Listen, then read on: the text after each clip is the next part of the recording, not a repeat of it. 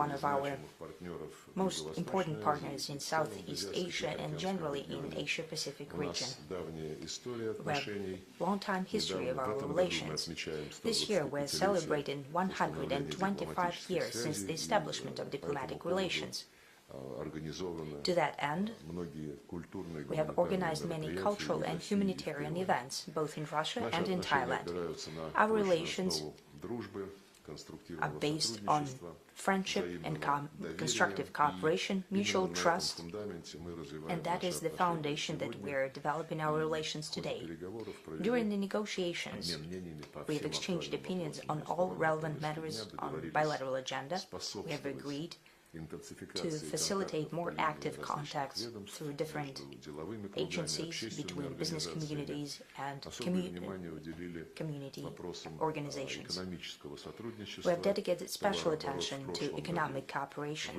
Trade last year grew by almost 30%. However, the first few months of this year it saw a dive, and we have agreed to prepare to the next session of Joint Commission on Bilateral Cooperation, co-chaired from Thai side by Mr. Minister, so that during the next session that we expect to hold this year, to outline ways to bring back the upward trend to bilateral trade. I'm positive that today's conversation will help define specific areas, including industry, agriculture, energy, including nuclear power, and other spheres for cooperation. Naturally, hydrocarbons and food and fertilizers are also on our agenda. Today we have talked about how to ensure the needs of our friends in these Russian goods. We have discussed, and we're mutual understanding about that, about the need to improve legal framework of our relations, including agreeing on the documents that ensure protection, reliable protection of interests and legal rights of Russian citizens on the territory of Thailand. We decided to galvanize cultural, humanitarian and youth exchanges. We have mutual interest in continuation of the well-tested practice of exchanges between students between leading universities. A year ago, there was a video conference between rectors of leading universities of Russia and Thailand, and we've agreed to continue this practice, as well as we will continue to give scholarships to Thai students in Russian higher education facilities. We have close or similar positions on many relevant issues on global and regional agenda. We welcome active role of Thailand in integration processes in Asia-Pacific region. Considering that Bangkok is chairing APEC this year, we have agreed to continue detailed dialogue on a wide agenda of this forum, including the preparation to APEC summit, which is going to take place this fall in Thailand. We're thankful to Thai colleagues for an objective, well-balanced and responsible position on what is happening in Ukraine and around it. We thank them for understanding the real reasons behind the current situation in the international arena, and we have confirmed that we are prepared to give detailed evaluations of what is happening. We also discussed international food security, including in the context of artificially hyped up statements that it is the Russian actions which were behind the crisis on the food market and fertilizer market in the world. We have given specific facts proving that that is wrong. And actually, on the contrary, our Western colleagues are not doing what was promised to us through the Secretary General of the UN. That is, they do not make decisions about making exemptions on logistic sanctions that prevent free access of Russian grain and fertilizers to global markets. By the way, we're working with the UN Secretary General and his staff so that the agreements that were signed in Istanbul between the UN and the Russian Federation will be executed by the UN Secretariat. In general, I think that we had a very useful conversation today. We have confirmed mutual interest in further development of our cooperation. I cherish my relation with Mr. Minister, and I thank him for his visit.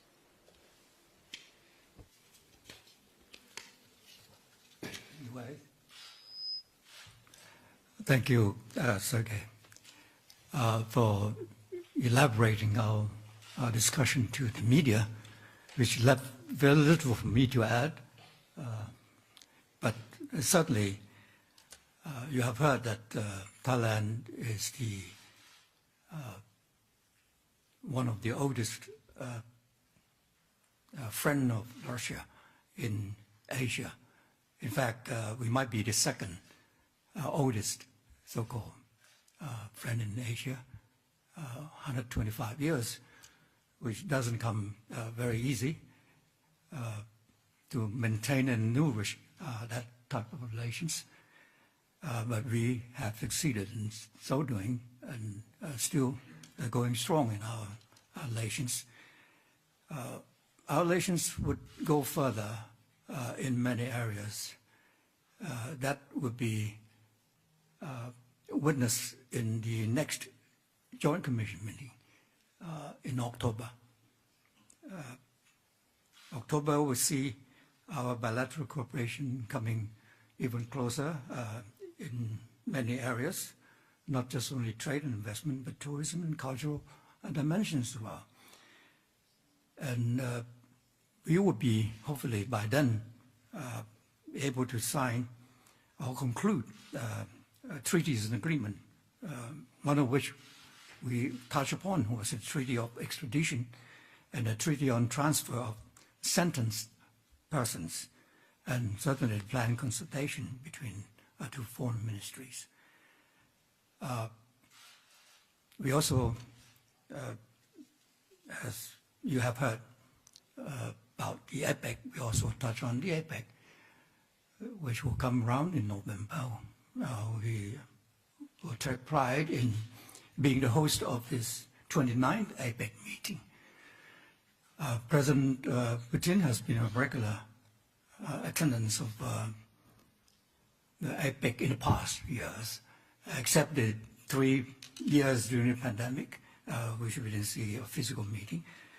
But we hope that President will be able to attend the APEC meeting this coming November, and the meeting will be a greater chance for Russia to pronounce and emphasize the pivot to the East policy, or the turn to the East policy, and demonstrate the commitment and contribution to the post-COVID economic development in Asia Pacific.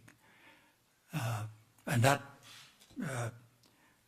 we believe that will add new dimension to Russia and countries in Asia toward the south, and that is the Southeast Asia. And for regional issue, we certainly also touch on some of the situation developments to promote the peace and stability in Asia Pacific as well.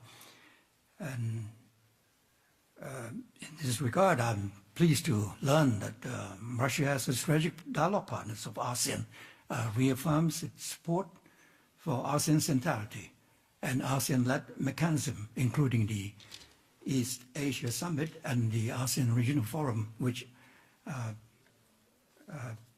Mr. Minister Lavrov attended last in Phnom Penh, and there will be many more to come. And on global issues, we discussed the food and energy, which security, which were mentioned and referred to a while ago, and also humanitarian issues. We hope all parties concerned could find a peaceful solution to end some difficulties that we are all facing. And that should be a new era of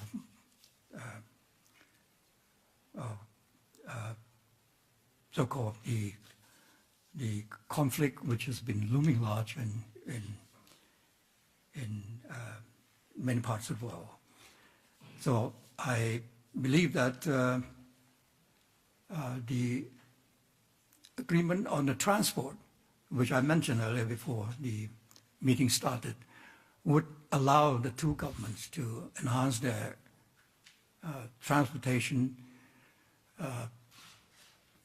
services, not only for the public and also private sector, and the people to people.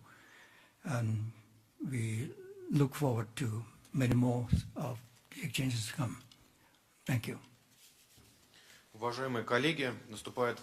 Dear colleagues, it's time for your questions. Sputnik Agency, please. Ksenia Shakalova, Sputnik Agency. I have a question to Minister Lavrov. Minister, yesterday Liz Truss was elected the head of Conservative Party of the UK today and she'll be officially announced as the new Prime Minister of the country. During the election campaign, Ms. Truss promised to continue to conduct harsh anti-Russian policy and to provide comprehensive aid to Kiev, including supply of heavy weaponry. How do you think the appointment of Liz Truss as Prime Minister would have impacted Russian-UK relations? And in general, should we expect greater West actions to drag out Ukrainian conflict, considering this position, the new head of government of the UK? If you would allow, I'll respond, because it's rather a long question. I'll try to be concise. Naturally, this event has created waves around the world. There are publications in the UK media who have calculated that if we take all grown-up citizens or subjects of the Queen of the UK, then the absolute minority promoted this candidate. We know the way the British democracy is organized when I think there are about 160,000 people who are announced as the members of the Conservative Party decide the destiny of the government. It is considered that at some point the party won at the general election, and then later, as an inside decision, they will decide who will be the head of state. When we were discussing that with British colleagues back in the day, when they were expressing critical comments about our democratic system, we gave this example, which I think is very telling. They were saying that, well, yes, this is not great, but everyone is used to that. This is a tradition. We don't change anything. So according to this tradition, they have elected yet another prime minister. As for the statements by Liz Truss, we met with her when she was the head of Foreign Office in this very building at the beginning of the year. She has her own principles, and they regard how resolutely she will stand up to the interests of the UK without any consideration or strive to consider the position of others, without real strive to find a compromise. I don't think that that will help maintain or strengthen positions of this country in international arena, which did seem to be shaken after Brexit. Now London for quite a long time has been actively trying to offset that loss of identity and loss of influence in the EU by rather drastic steps globally, including through aggressive actions on the situation that's happening around Ukraine, and we all know that. Nevertheless, I think that for Liz Truss, a greater priority before she will finally shape her, well, apparently negative position towards Russia, I think she should deal with her immediate neighbors, that is, whether President Macron is a friend or foe, and that question remains unanswered. I think that for two neighbors to get to the bottom of that will be more important rather than casting their views so far beyond their borders. And if you'd allow the second question about the EU. Yesterday, during the Interparliamentarian Conference of the EU on Security and Defense, the head of diplomacy of the EU, Mr. Borrell, was asked a question by a Estonian parliamentarian what specific steps he was going to take to bring fascist Russia to strategic defeat. In his response, Mr. Borrell did not argue with that definition, but rather repeated the term. How do you evaluate this rhetoric from Mr. Borrell, and whether we can talk about any relations between Russia and the EU when diplomats of the highest level of the EU are using such terms in their statements and responses? Thank you. Naturally, I paid attention to that case. He not only did not argue with the deputy who allowed himself to use this indecent saying, and Mr. Borrell, in response to his question, said that as of now we do not have a specific plan how to defeat fascist Russia and the fascist regime. So the purpose is not in doubt, but there is just no specific plan. This is not the first time when Mr. Borrell, who more or less formally is the head of diplomacy of the EU, but he does not speak of any diplomatic methods anymore. He intends to defeat Russia on the battlefield and to increase supply of weapons to Ukraine so as not to stop this military campaign. As you know, the office of Mr. Borrell renounced this statement, saying that he was speaking Spanish and there was an error in English interpretation. We asked the office of Mr. Borrell to give the minutes of the statements in Spanish language, but they did not give it to us.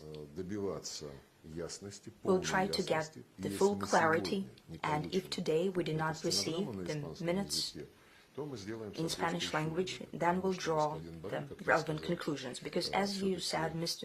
Borrell is still a person who appoints EU representatives abroad. As you know, about a week ago, we received a new appointee, appointed by him, the new head of the EU mission to the Russian Federation. And if Mr. Borrell so instinctively thinks that it's a given, this fight against the fascist regime, as he said, then I would really like to know what kind of tasks and directives he gave to his incoming representative in Moscow. What kind of course will be taken by this representative if it is confirmed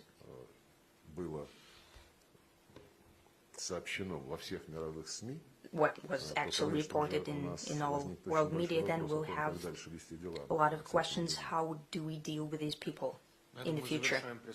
We're ending the press conference, and this, thank you very much to everyone.